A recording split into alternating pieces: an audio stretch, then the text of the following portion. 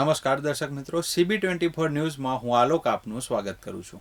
તો મહારાષ્ટ્રના બારામતી નજીક એનસીપી નેતા અને નાયબ મુખ્યમંત્રી અજીત પવારનું ખાનગી વિમાન ક્રેશ થયું છે.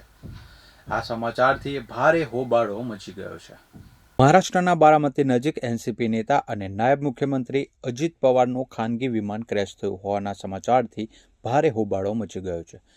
પ્રારંભિક માહિતી અનુસાર તેમનું ચાર્ટર્ડ વિમાન બારામતી એરપોર્ટ પર ઉતરવાનો પ્રયાસ કરી રહ્યું હતું ત્યારે આ અકસ્માત થયો હતો. અજીત પવાર જિલ્લા પરિષદની ચૂંટણી સંબંધિત કાર્યક્રમોમાં ભાગ લેવા માટે મુંબઈથી બારામતી જઈ રહ્યા હતા ત્યારે આ અકસ્માતમાં અજીત પવાર સહિત 5 લોકોના મોત થયા હોવાના અહેવાલ છે. મહારાષ્ટ્રના ડેપ્યુટી સીએમ અજીત પવારનું નિધન થયું છે. તેઓ 66 વર્ષના હતા. બુધવારે સવારે 8:45 બારામતીમાં તેમનું પ્લેન ક્રેશ થયું હતું.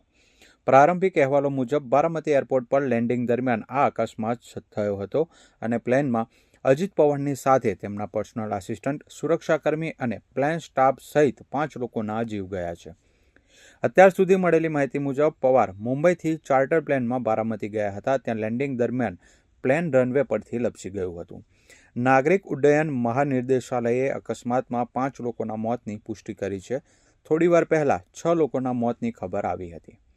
અજીત પવાર મહારાષ્ટ્ર પંચાયત ચૂંટણી માટે બારામતીમાં 4 સભાઓને સંબોધિત કરવા જઈ રહ્યા હતા. શરદ પવાર અને સુપ્રિયા સુલે દિલ્હીમાં હતા. અકસ્માતની જાણકારી મળતા જ તેઓ આખા પરિવાર સાથે બારામતી જવા રવાના થઈ રહ્યા છે. પરિવારના બાકીના સભ્યો તેમના મુંબઈ નિવાસસ્થાન માટે રવાના થઈ ગયા છે. અને નાયબ મુખ્યમંત્રી મહારાષ્ટ્રના શ્રી અજીત પવારજીનું પ્લેન ક્રેશમાં મૃત્યુ થયું છે. આજની કેબિનેટમાં માનનીય મુખ્યમંત્રીશ્રીના ભૂપેન્દ્રભાઈના અધ્યક્ષસ્થાને ખૂબ દુઃખની લાગણી એ રાજ્યના મંત્રીમંડળે વ્યક્ત કરી છે. તળ ધરતીના ગામ સાથે જોડાયેલું વ્યક્તિત્વ, મહારાષ્ટ્ર સરકારમાં અનેકવિધ જવાબદારીઓ ગામડાથી માંડીને રાજ્ય સુધી જેમણે નિભાવી ને એક સફળ નેતા તરીકે, લોકનેતા તરીકે જેમણે સ્વીકૃતિ મેળવી, અચાનક અકસ્માતે એ પણ જનસેવાના કાર્યમાં જતા એક સંમેલનમાં જઈને ભાગ લેવા માટે જતા એવા વખતે અસહ્ય દુઃખદાયક કહી શકાય એવી ઘટનામાં સ્વર્ગસ્થ અજીત પવારજીનું મૃત્યુ થયું છે. રાજ્યની સરકાર, મુખ્યમંત્રી શ્રી ભૂપેન્દ્રભાઈ અને ગુજરાત સરકાર, ગુજરાતની જનતા દુઃખ વ્યક્ત કરે છે. એમના પરિવાર પર જે પ્રકારે આપત્તિ આવી છે, જે પ્રકારે મહારાષ્ટ્ર અને દેશના લોકસેવાના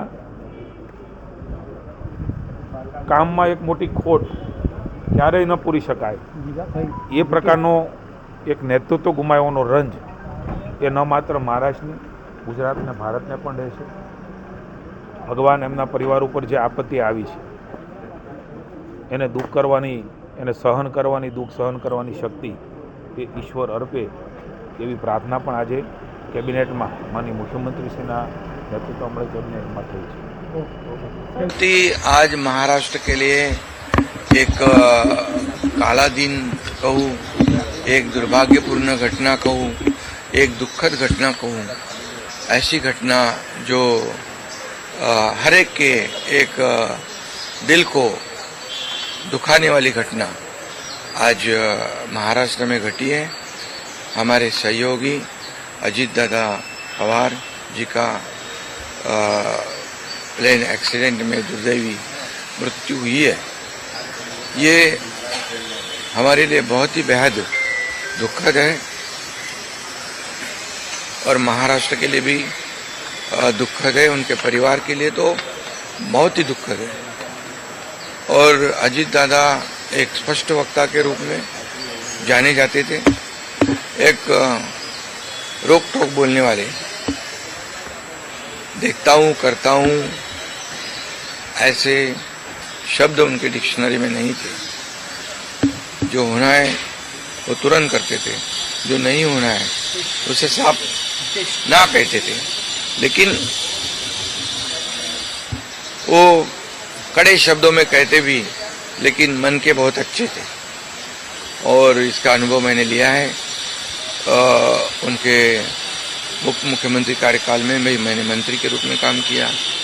मैं मुख्यमंत्री था तभी उन्होंने उप मुख्यमंत्री के रूप में काम किया। आज देवेंद्र जी मुख्यमंत्री है, उनमें भी हम दोनों ने उप मुख्यमंत्री के रूप में काम किया है। हम टीम बनकर काम कर रहे थे, महाराष्ट्र को आगे बढ़ा रहे थे। इसमें एक हमारा टीम वर्क था और मेरा काम करने का तरीका जैसे देर रात तक काम करता था। अजीत दादा जल्दी सुबह उठकर उनकी शुरुआत होती थी। देवेंद्र जी भी दिन भर काम करते और सुबह उन्होंने 6 बजे अपॉइंटमेंट दी हुई, ये भी इस राज्य के अधिकारियों को पता है। एक समय को बहुत ही महत्व देने वाले, एक कद्दावर, बहुत ही कर्मठ नेता जो है, समय सूचकता रखने वाले नेता जो है, ये नेता हमारे में से अभी नहीं रहे और ये हमारा और महाराष्ट्र का, उनके परिवार का बहुत काफ़ी बड़ा नुकसान हुआ है।